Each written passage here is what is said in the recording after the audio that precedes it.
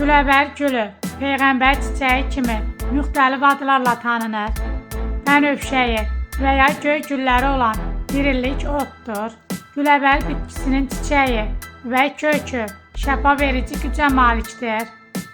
Bu cür videoların davamını görmək istəyirsinizsə, videonu sonacan izləyin, bəyənib abunə olun. Ən əsası isə zınqrov işarəsini açmağı unutmayın.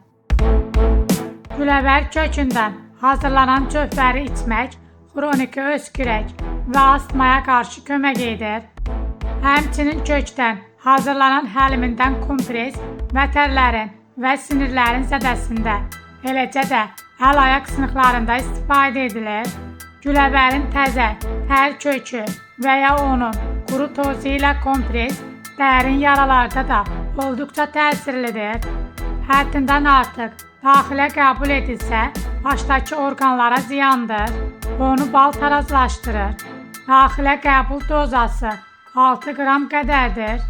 Güləbərin və qızıl çətinin şirəsi göz iltihabına, qatarlara qarşı xeyirlidir və işləri sovurur. Belə halda onu xaricdən istifadə edirlər. Bundan başqa güləbərin kökü və həlimini içmək aybaşını qovur, uşağı sağalır və bağırsaq qurtlarını öldürür. Bağırsaq sancılarında və uşaqlıq ağrılarında 6 qram həmin çiçəyin həlimindən içmək məsləhətdir. Xalq təbabətində adi güləbər uşaqlıq qanaxmasında, əsəb xəstəliklərində, uşaqlarda qorxu, diş ağrısı hallarında, eləcə də öd qovucu, sidic qovucu və spozmolitik kimi istifadə edilir. Bunun üçün 1-2 çay qaşığı döyülmüş xammalın üzərinə 2 stəkan qaynar su tökülür. Soyumuş cövhəri süzmək və yeməkdən qabaq 3-4 dəfə qəbul etmək lazımdır. Əsas təsirləri iştahı açır, orqanizmi tonuslaşdırır və diuretik təsirə malikdir. Çiçəklərinin spirtli və sulu cövhərləri qan təzyiqini zəif aşağı salır, ürək ritminin pozulmasını normallaşdırır.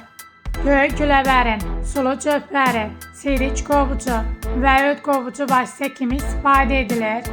Çiçəklərinin cövhəri böyrək və ürək xəstəlikləri ilə bağlı bədən şişməsində diuretik, sidic qovucu təsirə malikdir.